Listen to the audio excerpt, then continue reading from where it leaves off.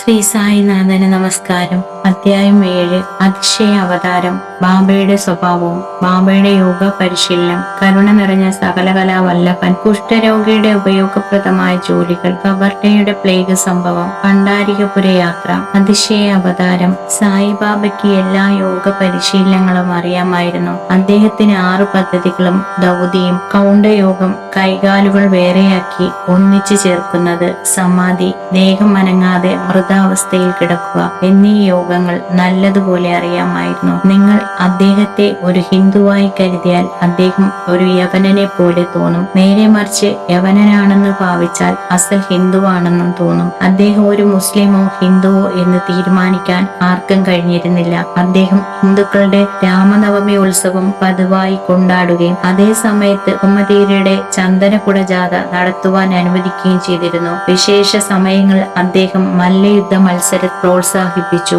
ഗോകുലാഷ്ടമി സമയത്ത് ഗോപാലക ഉത്സവം കൊണ്ടാടിയിരുന്നു. ഈദ് സമയത്ത് മുഹമ്മദിയർക്ക് നമാസ് ചെയ്യുവാൻ മസ്ജിദിൽ അനുവാദം നൽകിയിരുന്നു. ഒരിക്കൽ മുഹറം നടന്നുകൊണ്ടിരിക്കുമ്പോൾ ചില മുഹമ്മദിയർ ഒരു താജിയ മസ്ജിദിൽ ഉണ്ടാക്കുവാൻ തീരുമാനിച്ചു. അതിനെ കുറെ ദിവസങ്ങൾക്ക് മസ്ജിദിൽ വെച്ച് ഒരു ജാഥയായി ഗ്രാമത്തിലൂടെ കൊണ്ടുപോകണമായിരുന്നു. ആ ഡാബുവിനെ 4 ദിവസം മസ്ജിദിൽ വയ്ക്കുവാനും 5-ാമത്തെ ദിവസം ഒരു തടസ്സവും കൂടാതെ അത് നീക്കുവാനും ബാബ സമ്മതിച്ചു. നമ്മൾ അദ്ദേഹത്തെ ഒരു മുസ്ലിം ആണെന്ന് പറയുകയാണെങ്കിൽ ഹിന്ദു സമ്പ്രദായ പ്രകാരം അദ്ദേഹത്തിന്റെ കാതുകൾ കുത്തിയിട്ടുമുണ്ട്.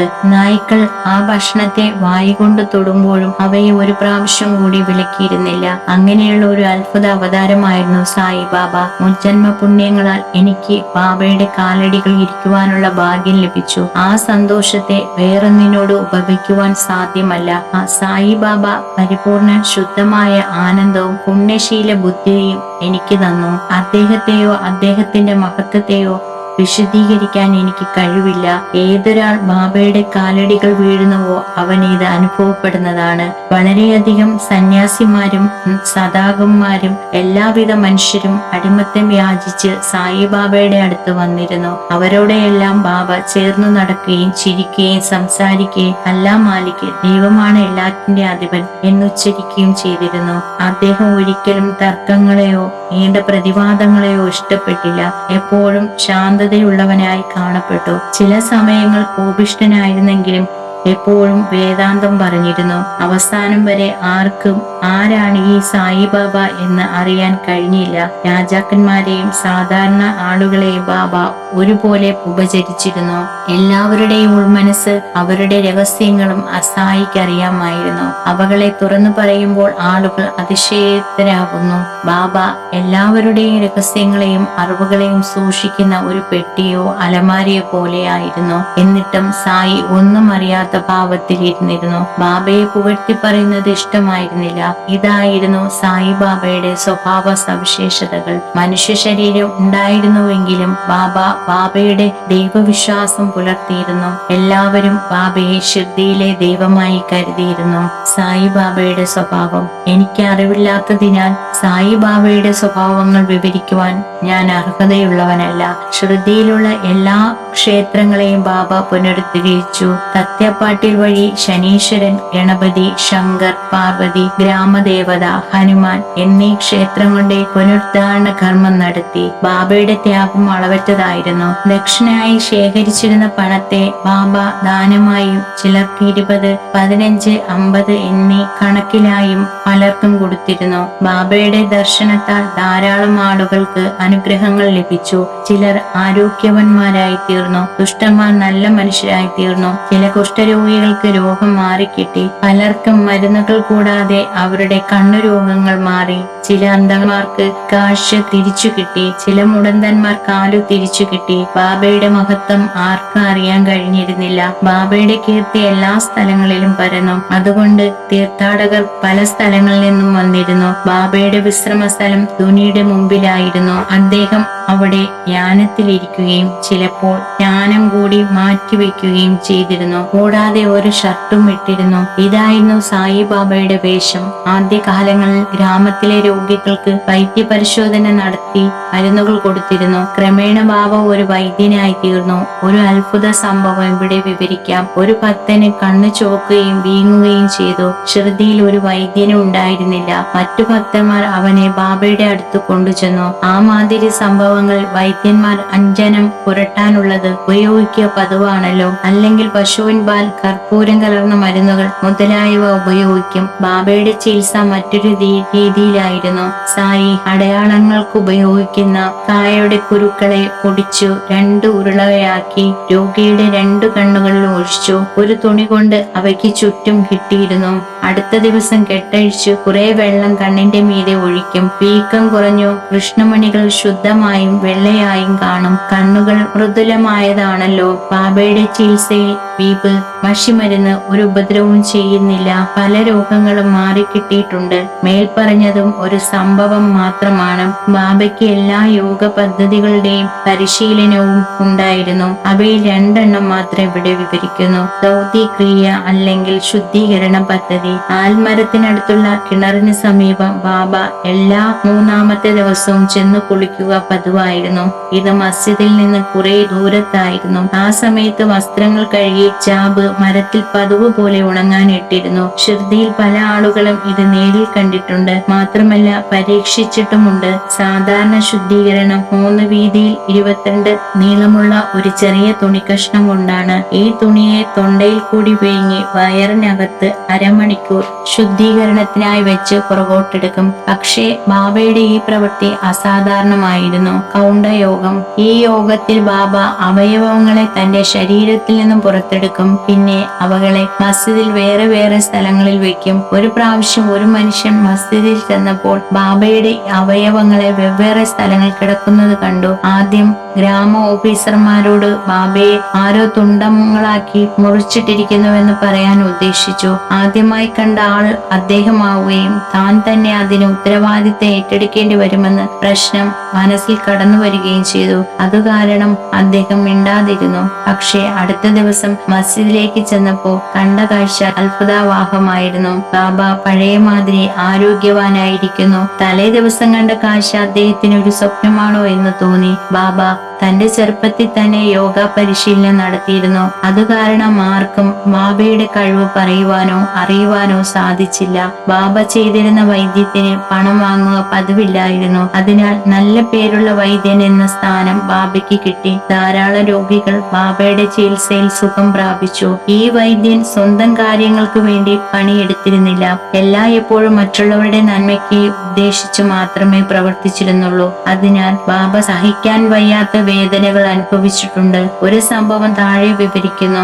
അതിൽ നിന്ന് ബാബയുടെ സ്വഭാവം മനസ്സിലാക്കാം. ബാബ ഒരു സർവ്വവ്യാപിയും കാരുണ്യ ഗുണവാനുമായിരുന്നു. 1910 ബാബ തൂനിയുടെ അരികിൽ തിവോളിമേൽ ഇരുന്ന് ചൂടേറ്റുകൊണ്ടിരുന്നു. സായി വിറകുകൾ തൂനിയിൽ ഇട്ടുകൊണ്ടിരുന്നു. തൂനി നല്ല പ്രകാശത്തോടെ കത്തിക്കൊണ്ടിരുന്നു. കുറെ കഴിഞ്ഞു വിറകുകൾ തൂനിയിൽ ഇടുന്നതിന് പകരം തന്റെ കൈ അതിനകത്തിട്ടു.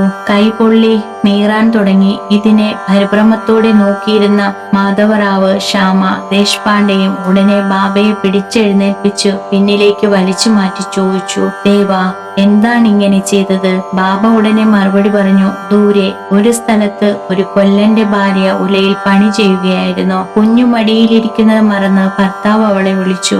ആ അവസരത്തിൽ എണീറ്റ് സ്ത്രീയുടെ മടിയിൽ നിന്ന് കുഞ്ഞ് ഉലയിൽ വീണുപോയി. ഉടനടി ഞാൻ എന്റെ കരങ്ങൾ നീട്ടി ആ കുട്ടിയെ രക്ഷിച്ചു. എന്റെ കൈ പൊള്ളിയതിൽ എനിക്ക് ഭേദമില്ല. പക്ഷേ ആ കുട്ടിയെ രക്ഷിക്കാൻ സാധിച്ചതിൽ അതിയായി സന്തോഷമുണ്ട്. കുഷ്ഠരോഗിയുടെ സേവനം. ശ്യാമയിൽ നിന്നും വർത്തമാനമറിഞ്ഞ നാനാ സാഹിബ് ചന്ദേക്കർ മുംബൈയിലെ പ്രസിദ്ധ വൈദ്യനായ പരമാനന്ദനോടൊപ്പം എല്ലാ മരുന്നുകളും മുറിവുകളും മറ്റും കെട്ടാനുള്ള സാമഗ്രികളുമായി ശ്രുതിക്ക് വന്നു. ഡോക്ടർ പരമാനന്ദ് ബാബയുടെ കൈ പരിശോധിച്ച ശേഷം മുറിവുള്ളെടുത്ത് സ്ഥലത്ത് കെട്ടാൻ തുടങ്ങി. പക്ഷെ ബാബ അതിന് സമ്മതിച്ചില്ല. ബാബയുടെ കരിഞ്ഞ കൈ പഗോജി ഇഷ്ടെ എന്ന ഭക്തൻ ആദ്യം മുതൽക്ക് വേണ്ട പോലെ ശ്രദ്ധിച്ചിരുന്നു. അദ്ദേഹം നെയ് പുരട്ടി ഒഴിഞ്ഞു അതിന്മേൽ ഒരു ഇല വെച്ച് അമർത്തിക്കെട്ടും. നാനാ സാഹിബ് ചന്ദേക്കരും ഡോക്ടർ പരമാനന്ദും പല പ്രാവശ്യം ബാബയോട് കെട്ടഴിക്കുവാനും ഡോക്ടർ പരമാനന്ദ് പരിശോധിച്ച് മരുന്ന് പുരട്ടി കെട്ടിവെച്ചാൽ മുറിവ് വേഗം ഉണങ്ങുമെന്നും പറഞ്ഞു. പക്ഷേ ബാബ, അള്ളാവാണ് ബാബയുടെ വൈദ്യരെന്ന് പറഞ്ഞ് അവരുടെ അപേക്ഷകളെ തള്ളിക്കളഞ്ഞു. ഡോക്ടർ പരമാനന്ദിന്റെ മരുന്നുകൾ ഷിർദിയിലെ കാലാവസ്ഥയ്ക്ക് പറ്റിയതല്ലായിരുന്നു. എങ്കിലും അദ്ദേഹത്തിന് ബാബയെ കാണാനുള്ള ഭാഗ്യം ലഭിച്ചു. ദിവസേന ബാബയെ ശുശ്രൂഷിക്കാൻ ഭഗോജിയെ അനുവദിച്ചിരുന്നു. കുറെ ദിവസങ്ങൾക്ക് ശേഷം കൈ നല്ലവണ്ണം ഉണങ്ങി. എല്ലാവർക്കും സന്തോഷമായി. എങ്കിലും ബാബ വേദന അനുഭവിച്ചിരുന്നുവോ, മുറിവ് തീരെ ഇല്ലാതായോ എന്നത് ആർക്കും അറിയാൻ കഴിഞ്ഞില്ല. ഭഗോജി എല്ലാ ദിവസവും കെട്ടഴിച്ചു, നെയ് പുരട്ടി ഒഴിഞ്ഞു, വീണ്ടും കെട്ടും. ഇത് ബാബയുടെ അന്ത്യകാലം വരെ തുടർന്നിരുന്നു. ബാബ തന്നെ ഒരു സിദ്ധവൈദ്യ നിപുണനായിരുന്നു. എങ്കിലും ഈ പ്രവൃത്തി ആവശ്യമില്ലായിരുന്നു. പക്ഷേ ബാബയുടെ ഭക്തസ്നേഹം കൊണ്ട് ഭഗോജിക്ക് ആ ഉപാസന തടസ്സമില്ലാതെ ചെയ്യുവാൻ കഴിഞ്ഞു. ലണ്ടിക്ക് ബാബ പുറപ്പെടുമ്പോൾ ഭഗോജിയെ ഒരു കുടയും പിടിച്ച് ബാബയുടെ കൂടെ ചെന്നിരുന്നു. എല്ലാ ദിവസവും ധുനിയുടെ മുമ്പിൽ ഇരിക്കുമ്പോൾ ഭഗോജി കൂടെ ഉണ്ടായിരിക്കുകയും ശുശ്രൂഷ ആരംഭിക്കുകയും ചെയ്യും. ഇതായിരുന്നു പതിവ്. ഭഗോജി കഴിഞ്ഞ ജന്മത്തിൽ ഒരു പാപിയായിരുന്നു. ഭഗോജി കുഷ്ഠരോഗിയുമായിരുന്നു. അദ്ദേഹത്തിന്റെ വിരലുകൾ ചുരുങ്ങി ദേഹം മുഴുവനും പഴുത്ത് ചലം ഒഴുകുകയും നാറുകയും ചെയ്തിരുന്നു. പുറമെ അദ്ദേഹം ഒരു ഭാഗ്യമില്ലാത്ത ആളായിരുന്നു. എങ്കിലും ബാബയുടെ കൂടെ ഇരിക്കുവാനുള്ള ഭാഗ്യവും സന്തോഷവും അയാൾക്ക് കിട്ടി.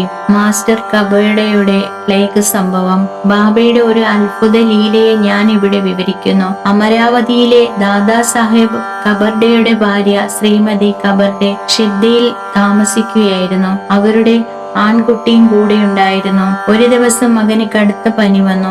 അത് ബുബോനിക് പ്ലേഗായി മാറി. കഴലയുള്ള പരക്കുന്ന പനി. അമ്മ പേടിച്ച് അസ്വസ്ഥയായി. അവൾ അന്ന് വൈകുന്നേരം തന്നെ അമരാവതിക്ക് പോകുവാൻ ആഗ്രഹിച്ചു. ബാബ വൈകുന്നേരം വടാവിനരിയിൽ വരുന്ന സമയത്ത് അവൾ ബാബയുടെ കൽപ്പനയ്ക്കായി കാത്തിരുന്നു. വിറച്ചുകൊണ്ട് തന്റെ മകൻ പനിയായി കിടക്കുന്ന സംഭവം ബാബയെ അറിയിച്ചു. ബാബ വളരെ സൗമ്യമായി ദയയോടെ ഇങ്ങനെ പറഞ്ഞു: ആകാശം മേഘങ്ങളെ കൊണ്ട് മൂടിയിരിക്കുന്നു, പക്ഷേ പിന്നീട് അവ നീങ്ങി ആകാശം തെളിഞ്ഞു വരുന്നു. അതിനുശേഷം ബാബ തന്റെ കഫനിയെ അരയോളം ഉയർത്തി അവിടെ ഇരുന്ന എല്ലാവർക്കും 4 മുട്ടയുടെ വലിപ്പമുള്ള മുഴകളെ കാണിച്ചു കൊടുത്തുകൊണ്ട് പറഞ്ഞു: നോക്കൂ, എന്റെ ഭക്തന്മാർക്ക് വേണ്ടി ഞാൻ എത്ര അനുഭവിക്കുന്നു. അവരുടെ കഷ്ടതകൾ എന്റേതാണ്. ഈ സംഭവം വഴി ഭക്തന്മാർക്ക് വേണ്ടി സന്യാസിമാർ എങ്ങനെ കഷ്ടതകൾ അനുഭവിക്കുന്നുവെന്ന് ആളുകളെ ബോധ്യപ്പെടുത്തി. സന്യാസിമാരുടെ മനസ്സ് മെഴുകുതിരിയോളം മൃദുവായതാണ്. അകത്തും പുറത്തും വെണ്ണ മാതിരിയും. അവർ അവരുടെ ഭക്തന്മാരെ ഒരറിവും ലാഭവും ഇല്ലാതെ സ്നേഹിക്കുന്നു. അവരെ സ്വന്തക്കാരായി കരുതുന്നു. പണ്ഡികപുരത്തേക്ക് ഞാൻ ഈ അധ്യായം മുഴുമിക്കാൻ ആഗ്രഹിക്കുന്നു. അതിനു മുമ്പ് സായിബാബ എങ്ങനെ ഭക്തന്മാരെ സ്നേഹിച്ചിരുന്നുവെന്നും അവരുടെ ചലനങ്ങളെയും ആഗ്രഹങ്ങളെയും നോക്കിയിരുന്നു എന്നതിനെ കുറിച്ചും വിവരിക്കാം. ബാബയുടെ ഒരു വലിയ ഭക്തനായിരുന്നു നാനാ സാഹിബ് ചന്ദേക്കർ. അദ്ദേഹം തന്തൂർബാർ എന്ന പ്രദേശത്ത് റവന്യൂ ഓഫീസർ ആയിരുന്നു. ഇത് ഖണ്ഡേഷിൽ സ്ഥിതി ചെയ്യുന്നു. അദ്ദേഹത്തിന് പണ്ഡർപൂരിലേക്ക് മാറ്റം ലഭിച്ചു. അദ്ദേഹത്തിന് ബാബയോടുള്ള ഭക്തിയുടെ ഫലമായി പണ്ഡർപൂരിൽ താമസിക്കാനുള്ള ഭാഗ്യം കിട്ടി. അത് അദ്ദേഹം വൈകുണ്ഠം ഭൂമിയിലെ സ്വർഗമായി കരുതി. നാനാ സാഹിബിന് ഉടനടി ജോലികൾ ഏറ്റെടുക്കണമായിരുന്നു. അതിനാൽ അദ്ദേഹത്തിന് ഷിർദിയിൽ ആരോടും പറയുവാനോ എഴുതുവാനോ സാധിച്ചില്ല. അദ്ദേഹം ഷിർദി സന്ദർശിച്ച് പണ്ഡർപൂരിലുള്ള തന്റെ വിത്തോബ ബാബയെ കണ്ട് നമസ്കരിച്ച് പിന്നെ യാത്ര തുടരാൻ തീർച്ചയാക്കി. ആരും നാനാ സാഹിബിന്റെ ഷിർദി യാത്ര അറിഞ്ഞിരുന്നില്ല. പക്ഷെ ബാബയ്ക്ക് എല്ലാം അറിയാമായിരുന്നു. കാരണം അദ്ദേഹം ഒരു സർവജ്ഞാനിയാണല്ലോ. നാനാ സാഹിബ് നിഗ്മ ഷിർദിയിൽ നിന്നും കുറെ മൈലുകൾ മുന്നോട്ട് പോയിക്കൊണ്ടിരുന്നു. ഈ സമയം മസ്ജിദിൽ ഒരു ലഹള ആരംഭിച്ചു. ബാബ മാൽസ്പതി, അപ്പ ഷെഡ്ഡെ, കാശിറാം ഇവരോട് സംസാരിച്ചു കൊണ്ടിരിക്കുകയായിരുന്നു. ബാബ അവരോട് പറഞ്ഞു: നമ്മൾ 4 പേർക്കും കൂടി ഭജനപ്പാട്ടുകൾ പാടാം. പണ്ടീരി വാതിൽ തുറന്നിരിക്കും. നമ്മൾക്ക് സന്തോഷത്തോടു കൂടി പാടി. എന്നിട്ട് അവർ പാടാൻ തുടങ്ങി: എനിക്ക് പണ്ഡീരിപുരത്തിലേക്ക് പോവണം, അവിടെ തന്നെ താമസിക്കണം, കാരണം അത് എന്റെ ദൈവത്തിന്റെ വീടാണ്. ബാബ പാടാൻ തുടങ്ങി. മറ്റുള്ളവർ ഏറ്റുപാടി. ഇത്തിരി സമയത്തിനുള്ളിൽ നാനാ സാഹിബ് കുടുംബസമേതം വന്ന് ബാബയെ നമസ്കരിച്ചു. അവരുടെ കൂട്ടത്തിൽ പണ്ഡീർപൂരിൽ ചെല്ലുവാനും അവരോടൊന്നിച്ച് താമസിക്കുവാനും അപേക്ഷിച്ചു. എന്നാൽ ബാബ മുമ്പ് തന്നെ പണ്ഡീർപൂരിൽ താമസിക്കുവാൻ ആലോചിച്ചിരുന്നു. അതുകൊണ്ട് നാനാ സാഹിബിന്റെ അപേക്ഷ ആവശ്യമില്ലായിരുന്നു. ഇത് കേട്ട നാനാ സാഹിബ് ബാബയുടെ പാദങ്ങൾ വീണു. ബാബയുടെ ആശസ്സും വിഭൂതിയും കിട്ടിയതിൽ പിന്നെ അദ്ദേഹം പണ്ഡീർപൂരിലേക്ക് യാത്രയായി. ബാബയുടെ കഥകൾക്ക് അവസാനമില്ല. അതിനാൽ ഞാൻ ഇവിടെ നിർത്തുന്നു. അടുത്ത അധ്യായത്തിൽ വേറെ വർത്തമാനങ്ങൾ, മനുഷ്യജീവിതത്തിന്റെ പ്രാധാന്യം, മഹത്വം, ഭിക്ഷയിൽ ജീവിക്കുന്ന ബാബ, സായി ബാബയുടെ സേവനങ്ങൾ തുടങ്ങി പല കഥകൾ വിവരിക്കുന്നു. ശ്രീ സായിനാഥന് നമസ്കാരം. ആമീൻ.